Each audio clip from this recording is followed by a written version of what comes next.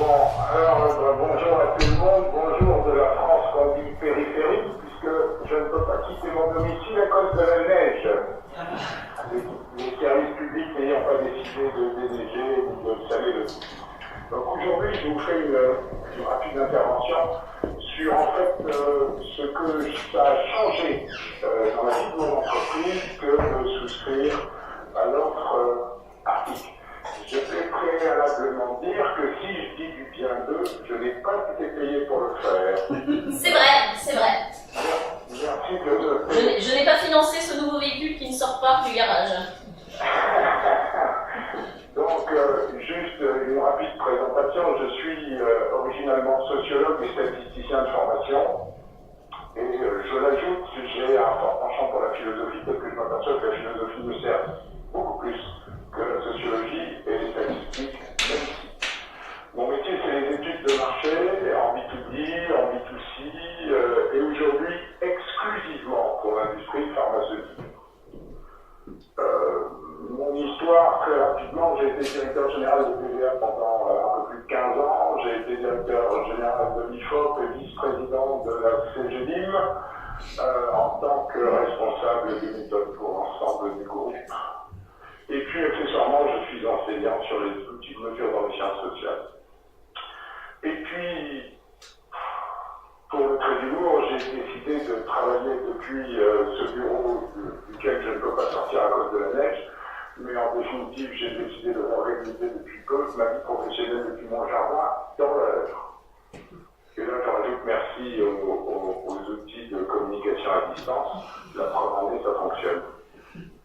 Alors, mon entreprise, je l'ai créée en 2011 dans le village dans lequel je suis coincé aujourd'hui, avec l'idée que c'était d'accompagner les entreprises du médicament pour une meilleure maîtrise des changements qui les attendent. Et qui continuent de changer leur vie chaque jour un peu plus. Le principe de mon activité, vous l'avez vu dans mon CV, je suis un homme d'études, donc c'est d'avoir construit des outils avec une vocation de surveillance du marché, de son évolution, et puis pour les aider à arbitrer pour mieux s'adapter aux changements qui les font bouger aujourd'hui avec de l'économétrie, des statistiques, de la psychologie, de la sociologie. Mon métier, c'est les segmentations documentaires, je vous en montrerai une tout à l'heure, et attitudinales. Je vous raconte juste une anecdote de ce point de vue-là. Une segmentation documentaire, ça veut dire segmenter la population à partir de fichiers. Et aujourd'hui, Dieu sait que bien qu'on en parle depuis peu, l'industrie pharmaceutique est à l'ère du big data depuis bien longtemps, c'est-à-dire qu'on a la chance de travailler sur un univers où tous les médecins sont référencés d'une manière ou d'une autre, où on connaît leur volume de prescription, leur adresse, leur nom, leur numéro de téléphone, ce qui n'est pas du tout le cas dans la grande consommation. Et l'attitudinale, et c'est là que ça m'intéresse, sur cette anecdote dont je vais vous parler, c'est qu'il y a quelques années, enfin il y a maintenant une vingtaine d'années, quand je suis arrivé dans l'industrie pharmaceutique, j'ai expliqué tout ce qu'on faisait dans la grande consommation comme étude et comme segmentation. Et j'ai rencontré un patron de laboratoire qui m'a dit « mais ça va me servir à quoi ?» Alors j'ai dit « écoutez, aujourd'hui ils connaissent les médecins, etc. mais si vous savez comment ils vont réagir au générique, ce serait quand même mieux, ça vous permettrait d'anticiper un tout petit peu. » Et il m'a répondu, il m'a regardé comme une en disant « mais monsieur Andrieux, on craindrait le générique, ça se saurait. » Alors l'histoire lui a donné bien tort, je ne sais pas s'il est encore en poste, mais en tout état de cause, c'était une imbécilité souveraine. Mon deuxième métier, c'est les études de marché, qualitatives, quantitatives, les sondages, puis observationnels à l'occasion, les statistiques appliquées, et puis, depuis que je connais l'article, l'organisation des formes de vente et la sectorisation. Donc, en définitive, une part de mon métier a beaucoup évolué vers l'idée qu'une fois qu'on connaît le médecin, et c'est un peu comme ça que ça a démarré, une fois qu'on connaît les médecins, c'est facile de dire à un laboratoire, celui-là allait le voir, celui-là n'allait pas le voir, etc. Mais naturellement, ça a une incidence sur l'organisation et sur l'organisation spatiale des forces de vente. Ce qui m'a amené à faire cette année une communication, je me fais un peu de pub là, c'est que même si on s'appuie sur des chiffres et qu'on compte avec des hommes dans les réseaux pharmaceutiques, j'ai appris avec Arctic qu'on n'avait pas besoin d'être géographe pour garantir l'efficience d'une organisation, et de ce point de vue, je les en remercie. Donc, rapidement, il me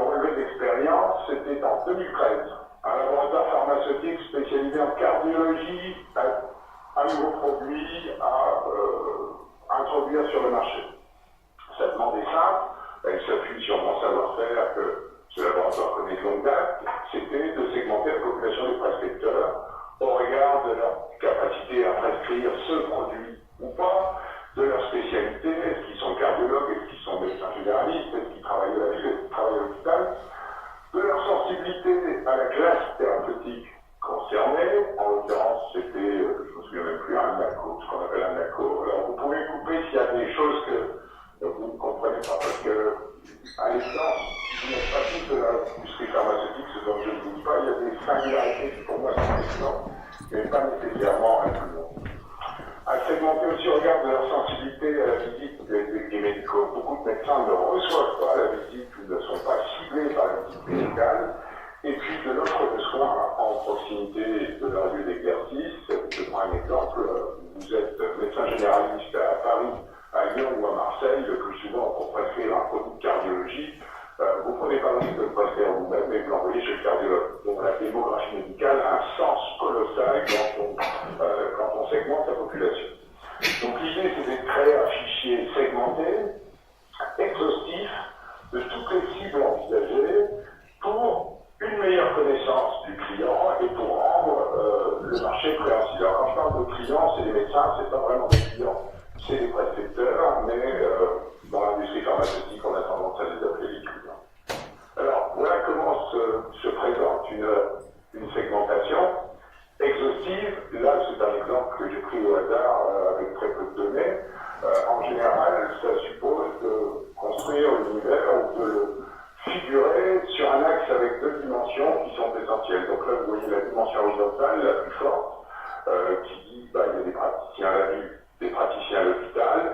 Et puis là, c'était une segmentation qui avait été faite dans l'épilepsie, avec un axe vertical qui dit là-haut on fait de l'épilepsie, non, sur la sclérose en plaques. En haut on fait de l'épilepsie et en bas on fait plutôt de la sclérose en plaques. L'idée, c'était de dire où se situent les gisements de prescription des praticiens qui prennent en charge la sclérose en plaques. Et on voit bien en bas à gauche et en bas à droite de mon axe, si j'additionne 50,7% des praticiens de l'autre côté 32, c'est que 80% des scléroses en plaques sont prises en charge par 50% des médecins. Donc c'est tout l'intérêt de la démarche de statistiques appliquées qui permet de faire des segmentations. Et alors là, le laboratoire m'a dit, mais Serge, comment fait-on maintenant pour aller voir tous ces médecins, parce qu'on a déjà pas mal de visiteurs médicaux, est-ce qu'il faut en ajouter, est-ce qu'il faut changer leur secteur, etc. Donc en fait, il m'a fallu rajouter 6000 nouveaux médecins dans leur ciblage, et donc est apparue la nécessité d'embaucher de nouveaux visiteurs médicaux, et puis naturellement créer une nouvelle définition des territoires de chaque visiteur. Et là, je leur ai dit, écoutez, vous allez voir, il y a 3 sociétés sur le marché, 2 ou 3. Il me semble que vous avez même un représentant dans la salle aujourd'hui.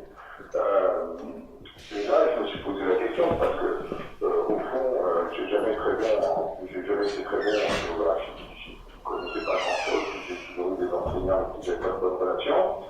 Quelle charge de ce travail ça représente, et puis surtout quel logiciel je vais utiliser. Donc, je me suis retrouvé un petit peu comme une poule devant un couteau.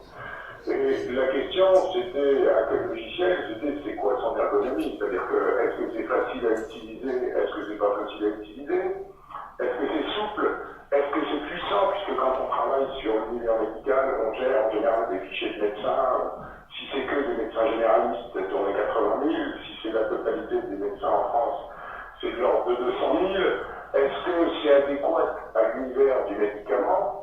Alors, l'univers du médicament a une spécificité qui, sur le plan spatial, est importante, c'est qu'on ne travaille pas avec des cartes de France administratives, mais on travaille avec des cartes qui sont segmentées dans ce qu'on appelle des UGA, ou des ZGP, ou etc., des unités géographiques qui ne correspondent pas au contour administratif de la France, ce qui nous met de temps en temps dans des situations un peu particulières. Et puis, si j'achète un logiciel, combien de temps ça va me prendre pour le mettre en œuvre?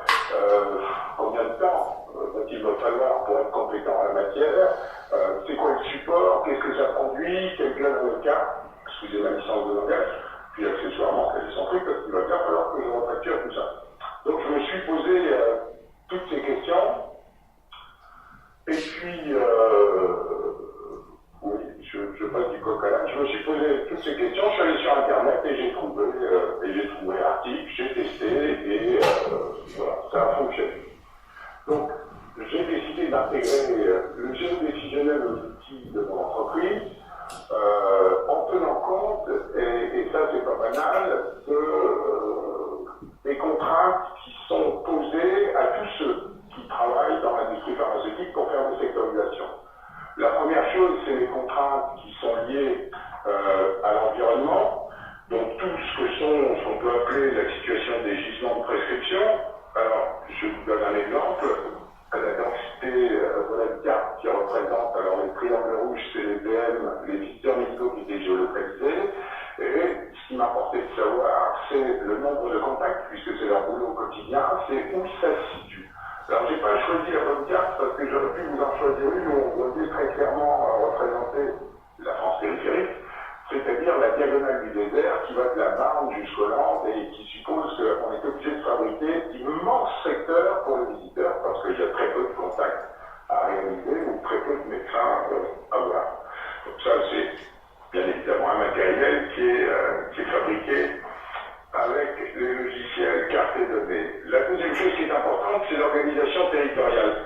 Et ça, c'est intéressant, c'est quand vous travaillez à l'hôpital, vous avez ce qu'on appelle des groupements hospitaliers de territoire, ce qui suppose des zones d'influence. En fait, depuis quelques années, vous avez sur le territoire des hôpitaux, là, on ne voit peut-être pas très bien, mais vous avez des petits triangles jaunes, et autour, vous avez des traits qui vous fabriquent des zones d'influence. C'est-à-dire que vous négociez le référencement d'un médicament à l'hôpital dans le triangle jaune, mais vous devez s'aimer l'information médicale sur tous les points qui relient ce triangle jaune. Et soit ça, on doit en tenir compte de façon systématique. Et quand on prend cette carte que j'ai prise là, on voit qu'ici, les secteurs sont en couleur, on voit qu'ici, on a un défaut, c'est-à-dire qu'on a un hôpital qui se trouve dans un secteur qui n'est pas celui du triangle jaune correspondant qui se trouve ici. C'est-à-dire qu'on a un défaut de structuration et quand on fait une sectorisation avec des hospitaliers, on doit absolument tenir compte de cet aspect-là des choses.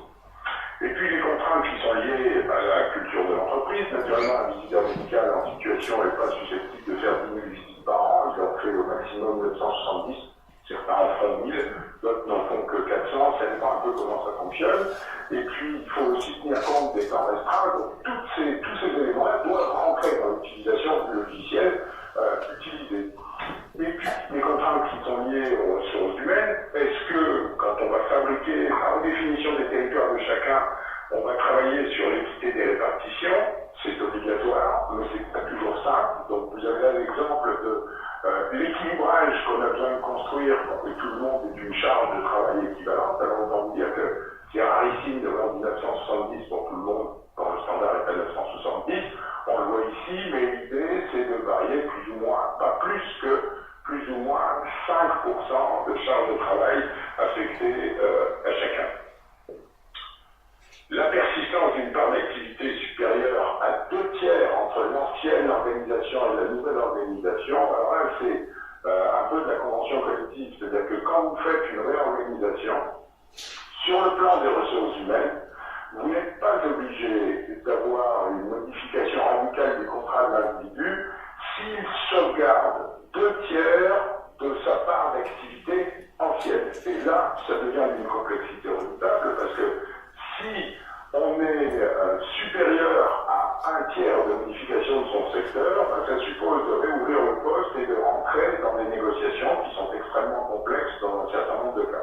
Alors dans le cas précis, dans cet exemple que je prends, c'est plutôt sympa parce que rajouter des visiteurs, ça veut dire diminuer les territoires, c'est-à-dire amener les visiteurs à faire beaucoup moins de kilomètres. Donc la persistance de l'activité peut se faire avec des tables de coïncidence. Donc la France est découpée en 746 zones géographiques, donc ça c'est les règles en général dans la profession, enfin dans l'univers des médicaments. Et ici vous voyez la sectorisation initiale et on dit bah, j'ai 32 unités qui sont dans la nouvelle sectorisation qui appartiennent au visiteur 1 C'est-à-dire que pour l'attributaire numéro 1, je n'ai pas de changement contractuel et pas de problème particulier. Là où ça devient un tout petit peu tendancieux, c'est quand je suis à 67%, c'est-à-dire 2 fois 33 plus 1, ouf, sauvé, il n'y aura pas de modification, on a une sectorisation qui est bien équilibrée.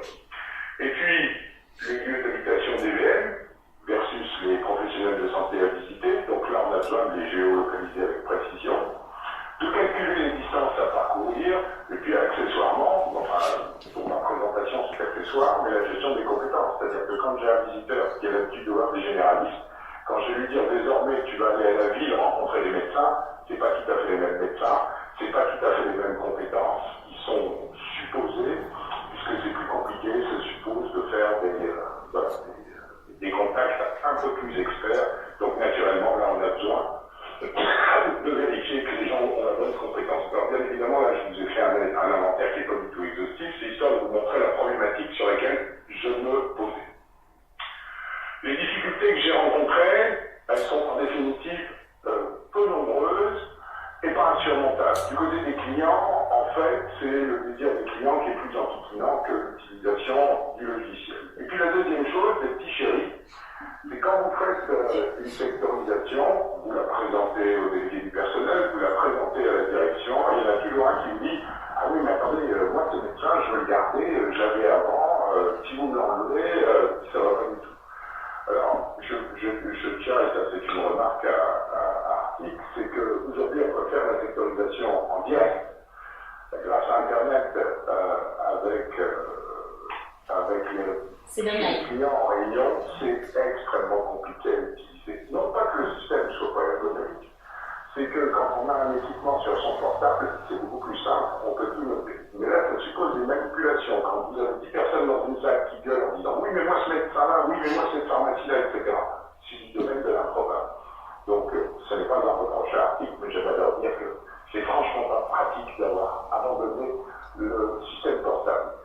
Et puis, du côté d'Arctic, les difficultés rencontrées, c'est que, monsieur Guyot, écoutez bien, quand on fait une sectorisation manuelle et qu'on est daltonien, c'est l'enfer. C'est l'enfer total et je suis daltonien. Donc quand j'ai sectorisé, que j'ai fait 126 secteurs et que je me suis dit celui qui n'est pas bien équilibré va pour retrouver la couleur, j'ai eu la chance de travailler pas loin de chez moi, j'appelle un de mes enfants ou ma femme, je lui dis c'est quelle couleur ça? Elle est où là? Et puis la sectorisation, négociation, démonstration, je viens d'en parler. Mais pour le reste, j'ai pas eu de difficulté aucune à intégrer l'outil Arctic. Le délivrable, c'est une sectorisation équitable, je vous le montrais, une table de coïncidence, je vous le montrais. Les VM qui, autant que faire se peut, habitent au cœur de leur secteur, il manque une parenthèse, c'est pas grave, des distances raisonnables, et puis un livret par personne, par visiteur médical, avec une carte de confrontation, quel était mon secteur avant, comment se représente mon secteur aujourd'hui, les densités des contacts par zone UGA, pourquoi c'est important, c'est parce que ça leur permet d'organiser leur travail et leur tournée. Et puis, depuis pas très longtemps, mais je dois dire qu'on peut coller des cartes sur des fonds qui nous présentent l'irrigation routière du secteur et qui permet de vérifier que le chemin est facile à faire, qu'il n'est pas compliqué, qu'il est bien irrigué en termes de route et d'autoroute. Alors, ça donne ce genre de choses. Chaque visiteur a une carte au pif comme celle-là. Donc le livret rouge vous donne l'ancienne sectorisation. Les couleurs vous donnent la nouvelle sectorisation avec la densité des contacts à réaliser. Et le point rouge, c'est là où habite le visiteur. Je n'habite pas à Saint-Quentin, mais c'est pas grave. Le secteur vacant, je vous montre l'irrigation routière. La carte est un peu déformée, mais d'habitude elles ne le sont pas. Donc ça permet de savoir, quand il est vacant, où on va idéalement recruter le visiteur. Donc là, idéalement, c'est Besançon, puisque c'est là où j'ai appris ce concept. Moi, je connaissais le Paris-Centre, je ne connaissais pas le centre-ville, mais le nom du secteur F17 vacant s'est positionné sur le centre-ville, concept passionnant s'il en est. Et donc, ça veut dire que là, je suis au cœur de mon secteur, et l'irrigation routière, on le voit ici, fonctionne parfaitement. Donc, pourquoi Arctic? Je vous l'ai dit tout à l'heure, c'est-à-dire du logiciel, j'ai téléchargé une démonstration gratuite avant de choisir, et comme j'ai utilisé cette démonstration gratuite, même si j'ai pas pu utiliser toutes les fonctionnalités, elle est apparue très convaincante, c'est-à-dire ça répondait à la totalité des questions posées. La seule question à laquelle je n'avais pas réponse, mais il a fallu d'ajouter le téléphone pour l'avoir, c'est sur les fonds de carte, est-ce qu'il existait un fonds de carte compatible avec l'organisation sectorielle des secteurs de l'industrie pharmaceutique, ce qu'on appelle les UGA. Globalement, ça existait, donc pas de problème. Quand j'ai été accompagné par le marketing d'articles en disant comment vous faisiez avant de passer à la cartographie, en fait, je ne faisais pas.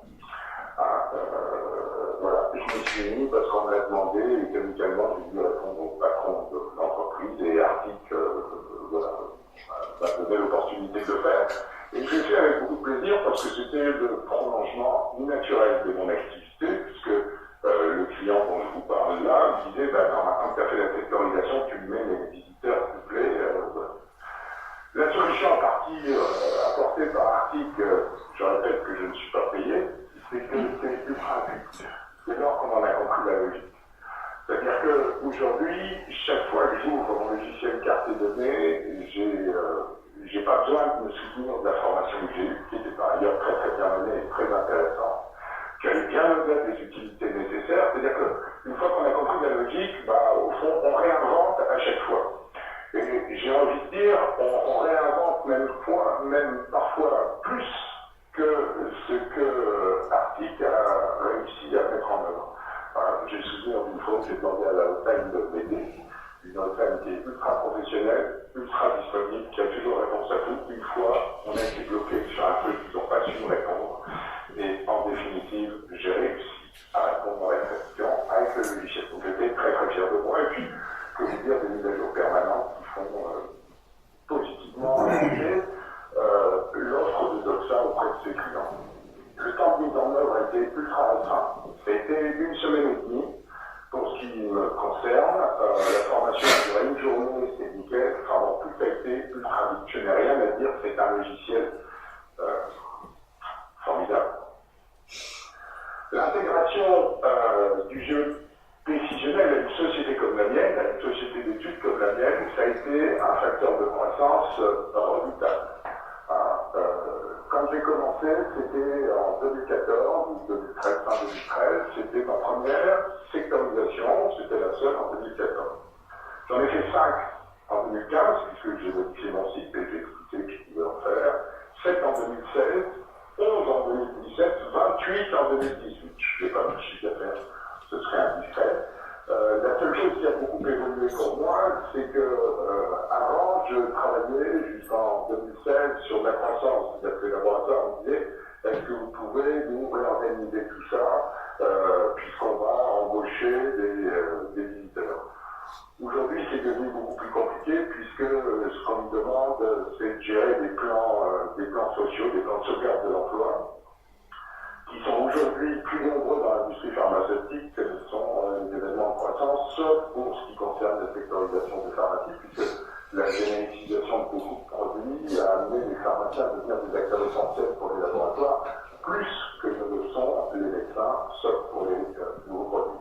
Donc aujourd'hui, pour moi, ça a été véritablement une révolution économique extrêmement solide, puisque j'ai trouvé un prolongement naturel de l'analyse statistique qui reste le cœur de mon activité, mais ça la valorise de façon tout à fait remarquable. Voilà, pour résumer, ça a été un facilitateur de gestion des ressources, ça a été de permettre de l'optimisation spatiale au travers de statistiques appliquées, ça a permis de relever pour beaucoup de laboratoires des défis sociaux et économiques importants, ça m'a permis de la croissance interne, ça m'a permis de fabriquer des équités sociologiques au sein des laboratoires. Je vous ai mis au milieu le mot centrologue parce que c'était un concept que je ne connaissais pas et que, en définitive, j'avais là un apprentissage